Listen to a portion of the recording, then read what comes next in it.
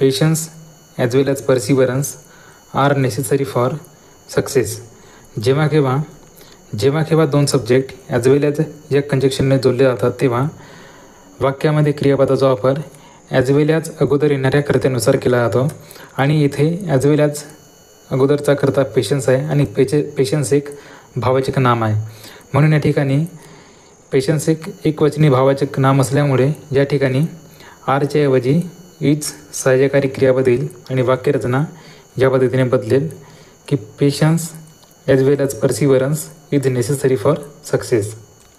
त्यानंतर as well as सोबतच जेव्हा केव्हा वाक्यामध्ये दोन नाम as well as along with and not accompanied by in addition to but besides except rather than जेव्हा केव्हा वाक्यामध्ये दोन सब्जेक्टला जोडण्यासाठी ज्यापैकी एखाद्या कंजक्शनचा वापर केला जातो त्यावेळेस वाक्यामध्ये क्रियापदाचा वापर अगोदर येणाऱ्या कर्त्यानुसार केला जातो.